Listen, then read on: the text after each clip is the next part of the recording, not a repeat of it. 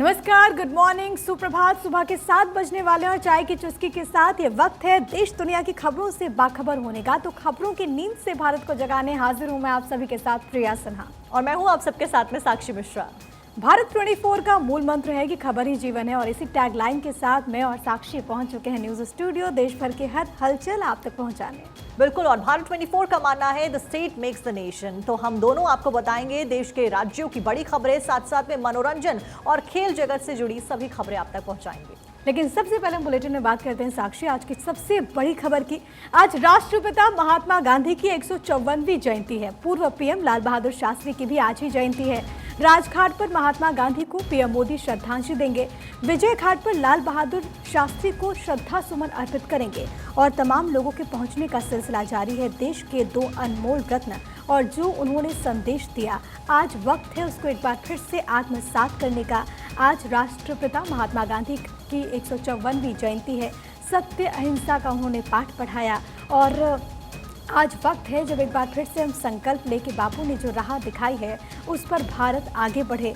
लाल बहादुर शास्त्री को भी आज देश नमन कर रहा है और इन दोनों जगहों पर, चाहे हम राजघाट की बात करें चाहे हम विजय घाट की बात करें, आज तमाम बड़े दिग्गज आपको नजर आएंगे श्रद्धा सुमन अर्पित करते हुए। ये तस्वीरें हम आपको लगातार दिखा रहे हैं। 154वीं जयंती है बापू की। ये लाइव तस्वीरें आपकी टीवी स्क्रीन पर। इससे पहले मल्लिकार्जुन खड़गे भी वहां पर पहुंचे, उन्होंने श्रद्धा सुमन अर्पित किए। प्रार्थना सभा का भी आयोजन होगा और ये तस्वीरें हम आपको इस वक्त दिखा रहे हैं। आज देश बापू को याद कर रहा है, बापू को नमन कर रहा है। प्रधानमंत्री नरेंद्र मोदी जब पहुंचेंगे तो वो तस्वीरें भी भारत 24 आप तक पहुंचाएगा।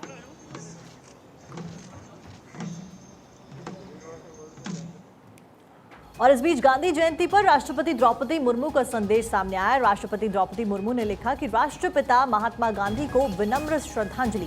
बापू की जीवंत विचारधारा आज भी प्रासंगिक है। मुर्मू के द्वारा लिखा गया, देश कल्याण के लिए मूल्यों शिक्षाओं का पालन करें। तो देखिए, आज गांधी जयंती के मौके पर तमाम प्रतिक्रियाएं भी सामने आ रही हैं।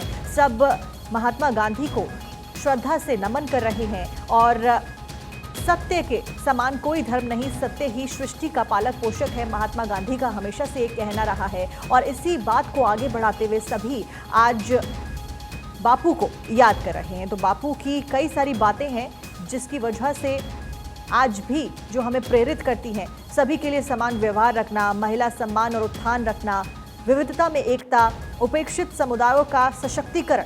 हमेशा से बापू ने शांति का पाठ पढ़ाया और फिलहाल राष्ट्रपति द्रौपदी मुर्मू के द्वारा संदेश दिया गया है राष्ट्रपिता महात्मा गांधी को। फिलहाल ताज़ा तस्वीरें आप देख रहे हैं। मल्लिकार्जुन खड़गे पहुंच चुके हैं और आज सभी नेता बापू को श्रद्धांजलि अर्पित करने के लिए, उन्हें याद करने के लिए पहुंच रहे हैं। कांग्रेस के अध्यक्ष मल्लिकार्जुन खड़गे इन तस्वीरों में आपको नजर आ रहे हैं और गांधी जयंती का ये मौका और इसको लेकर के तमाम प्रतिक्रियाएं, तमाम जो नेता हैं आम व खास, वो बापू को श्रद्धा सुमन अर्पित करता हुआ। और इस वक्त कांग्रेस के राष्ट्रीय अध्यक्ष आपको नजर आ रहे हैं इन तस्वीरों में, जो कि राजघाट पहुंचे हैं।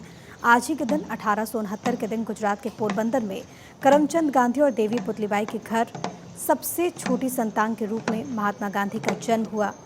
और सबसे बड़ी बात है कि जब बापू से एक बार पूछा गया कि वो दुनिया को क्या संदेश देना चाहेंगे, तो महात्मा गांधी ने कहा कि उनका जीवन ही एक संदेश है और आज वही संदेश जिस पर पूरी दुनिया अमल करना चाहती है। और यही कारण है कि आप देखिए, ना केवल देश में बल्कि दुनिया में महात्मा गांधी के जो आदर्श वाक्य रहे, जो उन्होंने राह दिखाई है, उस पर पूरी दुनिया अमल करने का प्रयास करती है। दिल्ली के राजघाट की तस्वीरें, जहां पर कांग्रेस अध्यक्ष मल्लिकार्जुन खड़गे आपको इन तस्वीरों में नजर आ रहे हैं। एक सभ्य और आदर्श परिवार से बढ़कर कोई और विद्यालय नहीं है, कुछ ऐसे संदेश महात्मा गांधी ने दिए। ये भी कहा कि आज़ादी का कोई अर्थ नहीं यदि इसमें गलतियां करने की आज़ादी शामिल न हो। ये उनके ऐसे संदेश हैं जिनको हर कोई अमल करता हुआ, मानवता की महानता मानव होने में नहीं है बल्कि मानवीय होने में है। ऐसे वो तमाम मंत्र हैं जो कि बापू ने दिया। सत्य और अहिंसा का पाठ पढ़ाया और ये बताया कि अहिंसा से बढ़कर आपके पास कोई ताकत नहीं है। बड़ी से बड़ी समस्या का समाधान हो सकता है बातचीत के ज़रिए और उसी राह पर आज हर कोई आगे बढ़ता हुआ नजर आ रहा है। दिल्ली के राजघाट की लाइव तस्वीरें। कांग्रेस के चीफ मल्लिकार्जुन खड़गे यहां पर पहुंचे हैं। और देखिए, इस बीच उत्तर प्रदेश के सीएम योगी आदित्यनाथ ने भी ट्वीट कर राष्ट्रपिता को नमन किया है। अंतर्राष्ट्रीय अहिंसा दिवस की शुभकामनाएं उन्होंने दी हैं। सीएम योगी आदित्यनाथ ने लिखा कि राष्ट्रपिता महात्मा गांधी जी को विनम्र श्रद्धांजलि। सीएम योगी आगे लिखते हैं कि भारत रत्न लाल बहादुर शास्त्री जी की जयंती आज है और इस मौके पर उनके द्वारा ये भी मेंशन किया गया है। वो ट्वीट आपकी स्क्रीन पर, विनम्र श्रद्धांजलि यहाँ पर उत्तर प्रदेश के सीएम योगी आदित्यनाथ के द्वारा दी गई है। वहीं राजघाट से तस्वीरें भी लगातार हम आप तक पहुंचा रहे हैं, जहां पर सभी श्रद्धा अर्पित करते हुए फूल अर्पित करने के लिए पहुंच रहे हैं। उस बीच उत्तर प्रदेश के सीएम योगी आदित्यनाथ ने भी श्रद्धांजलि यहाँ पर लाल बहादुर शास्त्री और साथ साथ में राष्ट्रपिता महात्मा गांधी को दी है। और अब बात एक और बड़ी खबर की। आज प्रधानमंत्री मोदी का राजस्थान दौरा है। चित्तौड़गढ़ में जनसभा कर कार्यकर्ताओं को संबोधित करेंगे। सावलिया सेठ मंदिर में वो पूजा अर्चना करेंगे। जल जीवन मिशन के तहत परियोजनाओं का शिलान्यास भी होगा। दिल्ली वडोदरा एक्सप्रेस वे राष्ट्र को समर्पित भी पीएम करने वाले हैं।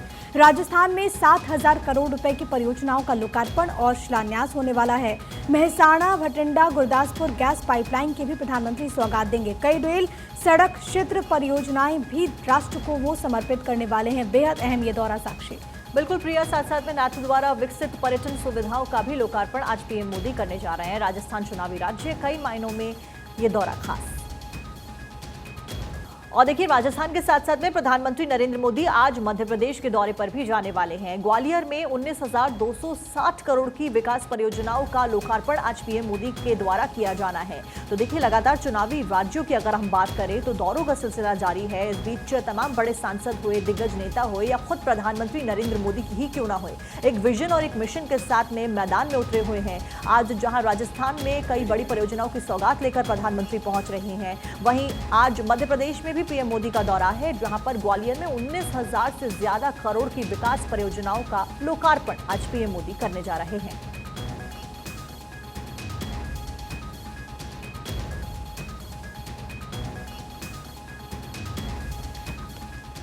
अब हम अखबार के पन्ने भी पलट लेते हैं और अब बात कर लेते हैं। देखिए, चुनाव क्योंकि इस साल होने वाला है और ऐसे में बैक टू बैक जो दौरा है वो देखने को मिल रहा है।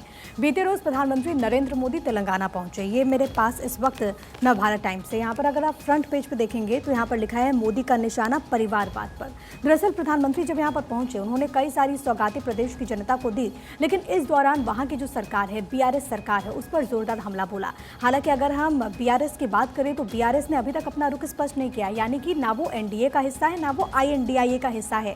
प्रधानमंत्री जब यहाँ पर पहुंचे, 119 विधानसभा की सीटें हैं और ऐसे में दक्षिण में बीजेपी को मजबूत करने का काम खुद प्रधानमंत्री नरेंद्र मोदी कर रहे हैं। जब वो जाते हैं तो मंत्र भी देते हैं जीत का, लेकिन सबसे बड़ी बात है कि इस दौरान उन्होंने कई सारी परियोजनाओं का लोकार्पण किया, शिलान्यास किया, प्रदेश सरकार को आड़े हाथों लिया। तो वहीं कांग्रेस पर भी हमला बोलते हुए साक्षी प्रधानमंत्री हमें नजर आए। बिल्कुल प्रिया, क्योंकि आपने परियोजनाओं की बात करी, सौगातों की बात करी, तो दर्शकों को बता दें कि कुल मिलाकर 13,500 करोड़ के प्रोजेक्ट्स की नींव पीएम के द्वारा रखी गई है। हैदराबाद रायचूर के बीच में रेलवे सेवा की शुरुआत पीएम ने करी है। बीआरएस पर पीएम मोदी ने सीधा हमला किया, जिस तरीके से आप बता रही थी। उन्होंने ये स्टीयरिंग किसी के हाथ में, ऐसा इस बात का भी जिक्र किया। वहीं क्योंकि हम अखबारों की सुर्खियों की बात कर रहे हैं तो यहाँ पर अमर उजाला मेरे पास, अमर उजाला में क्या कुछ हेडलाइन है मैं एक बार आपको बता देती हूँ। महिलाओं का जीवन आसान बनाने के लिए काम कर रही है हमारी सरकार। तो देखिए, एक तरीके से यहाँ पर महिलाओं का जिक्र जब प्रधानमंत्री करते हैं तो महिला सशक्तिकरण के लिए जो सरकार के द्वारा बिल लाया गया, जो कि अब कानून बनने जा रहा है, उसका जिक्र पीएम ने किया। और एक और महत्वपूर्ण बात प्रिया प्रधानमंत्री ने की, जिसका जिक्र यहाँ पर किया गया है न्यूज़पेपर में, वो था हल्दी से जुड़ा हुआ बयान। विभिन्न परियोजनाओं के उद्घाटन व शिलान्यास के बाद पीएम मोदी ने कहा कि भारत हल्दी का प्रमुख उत्पादक और साथ साथ में उपभोक्ता और निर्यातक है। प्रधानमंत्री ने जोर दिया किस तरीके से तेलंगाना में हल्दी का प्रोडक्शन किया जाता है और हल्दी की मांग प्रिया हम सबको पता है कि कोविड-19 के बाद में किस तरीके से बढ़ रही है। तो तेलंगाना की उपलब्धियां भी यहाँ पर प्रधानमंत्री नरेंद्र मोदी बताते हुए नजर आए। और इस दौरान बोर्ड के गठन का उन्होंने ऐलान भी किया है और यहाँ पर उन्होंने कांग्रेस बीआरएस पर इशारा उनका था और ये उन्होंने कहा कि ये दल निजी कंपनी बन चुके हैं। इस दौरान जब प्रधानमंत्री तेलंगाना पहुंचे, वो सभा को जब संबोधित कर रहे थे तो कैसे उन्होंने हमला बोला, क्या कुछ कहा, वो आपको एक बार सुनवा देते हैं। तेलंगाना सरकार कार की है, लेकिन उस कार का स्टीयरिंग किसी और के पास है। आप भी जानते हैं कि तेलंगाना सरकार को कौन चला रहा है। तेलंगाना की प्रगति को दो फैमिली रन पार्टीज ने रोक के रखा है।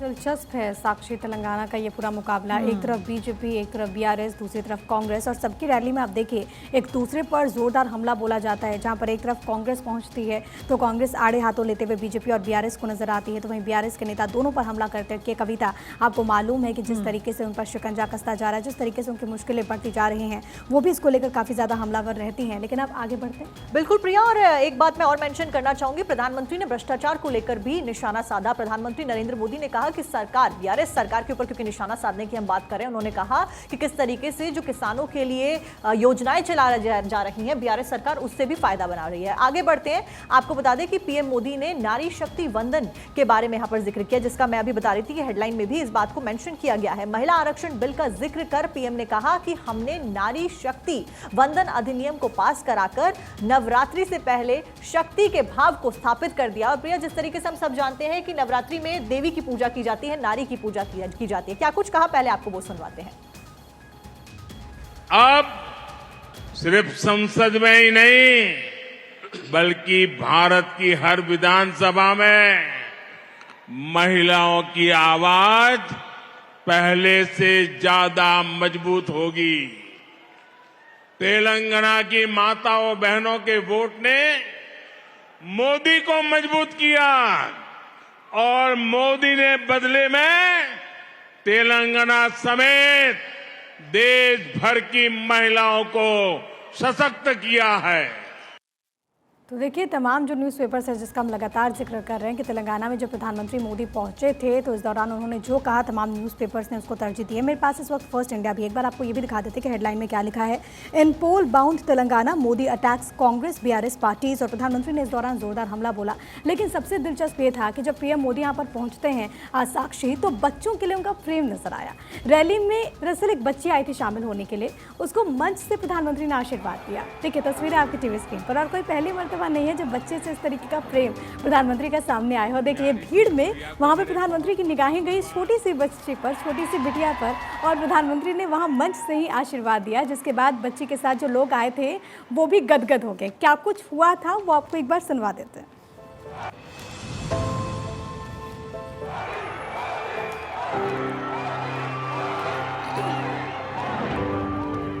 वो प्यारी सी गुड़िया को मेरे बहुत बहुत आशीर्वाद। तो देखिए, बेहद खूबसूरत तस्वीरें आपने देखी प्रधानमंत्री नरेंद्र मोदी के तेलंगाना दौरे की। ये तस्वीरें जब एक बार फिर से प्रधानमंत्री नरेंद्र मोदी का, प्रिया आप देखिए कि कितनी बड़ी तादाद में भीड़ मौजूद है, लेकिन उसके बावजूद एक छोटी सी बच्ची को भीड़ के बीच में देखकर प्रधानमंत्री किस तरीके से उसको आशीर्वाद देते हैं। और ये दर्शाता है कि प्रधानमंत्री का प्रेम बच्चों के प्रति कितना ज्यादा। और इससे पहले भी हमने देखा है कि किस तरीके से प्रोटोकॉल्स को तोड़कर प्रधानमंत्री बच्चों के साथ में मुलाकात करने के लिए कई बार आगे आते हुए दिखाई दिए हैं। बिल्कुल, और कई मरतबा अलग अलग मंचों से हम देखते हैं, और ना केवल भारत में अलग अलग आयोजन में जब पीएम पहुंचते हैं तो बच्चों से उनकी किस तरीके से बॉन्डिंग है वो नज़र आती है, बल्कि विदेशों में भी आप देखिए जहां पर भी प्रधानमंत्री जाते हैं, विदेश दौरा उनका होता है, तो वहां पर जो इंडियंस रहते हैं जब वो पहुंचते हैं और छोटे छोटे बच्चे पहुंचते हैं तो प्रधानमंत्री इस दौरान उन बच्चों के साथ खेलते हुए नजर आते हैं, बात करते हुए नजर आते हैं। लेकिन अब हम बात कर लेते हैं स्वच्छता अभियान की। देखिए प्रधानमंत्री ने स्वच्छता अभियान में हिस्सा लिया और तमाम जो न्यूज़पेपर्स हैं उन्होंने इस खबर को तरजीह दी है। मेरे हाथ में इस वक्त NBT है, यहाँ पर ये तस्वीर है जो कि शेयर की गई है, और यहाँ पर जो छोटा सा जो सब कैप्शन लिखा है वो ये कि राम राम भाई सारे ने। दरअसल हरियाणा के जो पहलवान हैं अंकित, उनके साथ प्रधानमंत्री साफ सफाई अभियान में हिस्सा लेते हुए नजर आए थे।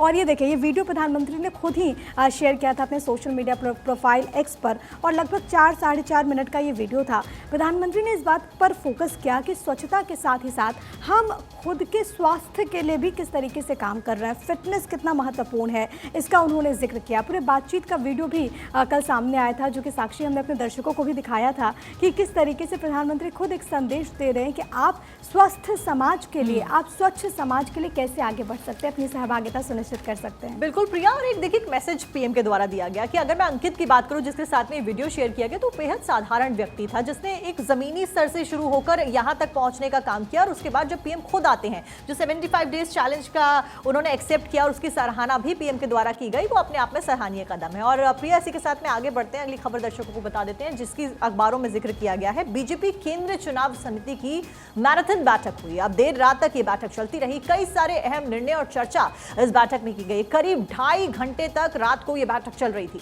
जिसमें राजस्थान, मध्य प्रदेश और साथ साथ में छत्तीसगढ़ के उम्मीदवारों के नामों पर चर्चा की गई। सभी चुनावी राज्य हैं। बैठक में पीएम मोदी शामिल हुए। इसमें बीजेपी के हमारे गृह मंत्री अमित शाह, नड्डा समेत तमाम दिग्गज मौजूद रहे और कई अहम मुद्दों के ऊपर चर्चा की गई। और अब कहा जा रहा है कि राजस्थान को लेकर बीजेपी धीरे धीरे अपने पत्ते भी खोल सकती है। बिल्कुल, राजस्थान सबसे ज़्यादा महत्वपूर्ण है। देखिए, 200 विधानसभा की सीटें हैं और मुकाबला कितना कड़ा होगा, आप इसका अंदाज़ा इस बात से लगाइए कि लगातार मीटिंग चली और न केवल एक तरफ से बल्कि दोनों तरफ से मीटिंग्स हम देख रहे हैं। इस बीच अब खबर ये भी है कि कभी भी बीजेपी अपनी सूची जारी कर सकती है। आपको मालूम है कि एमपी, छत्तीसगढ़ और राजस्थान दरअसल ये हिंदी बेल्ट के बड़े स्टेट्स हैं। 2018 में जब इन तीनों राज्यों में विधानसभा के चुनाव हुए थे तो बीजेपी को शिकस्त का सामना करना पड़ा था। कांग्रेस की सरकार बनी थी। हालांकि उसके बाद एमपी में तख्ता पलट हमने देखा था, जिसके बाद तमाम बड़े चेहरे ज्योतिरादित्य सिंधिया के नेतृत्व में जो कि बीजेपी का दामन थामते हुए हमें नजर आए थे। लेकिन बाकी जो 2 स्टेट्स बचे यानी कि राजस्थान और छत्तीसगढ़, वहां पर इस वक्त कांग्रेस की सरकार है। लगातार मीटिंग्स हो रही है, हर एक समीकरण को यहाँ पर सेट किया जा रहा है। एमपी और छत्तीसगढ़ के लिए बीजेपी ने कई प्रत्याशियों के नाम का अनाउंसमेंट कर दिया है। लेकिन राजस्थान को लेकर के आखिरकार क्या समीकरण होगा, किस तरीके से बीजेपी फॉर्मूला सेट करती है और कौन चेहरों को मौका दिया जाता है राजस्थान के दंगल में, वो देखना साक्षी बहुत अहम होगा। बिल्कुल प्रिया, और किन चेहरों को मैदान में उतारा जाता है, खासतौर पर जब हम सीएम फेस की बात करते हैं, बेहद महत्वपूर्ण हो जाता है। क्योंकि बीजेपी अमूमन हम देखते हैं कि प्रधानमंत्री नरेंद्र मोदी के चेहरे के ऊपर चुनाव लड़ती हुई नजर आती है। अब देखना होगा कि क्या कुछ इस मीटिंग के बाद और लिस्ट में निकल कर आता है।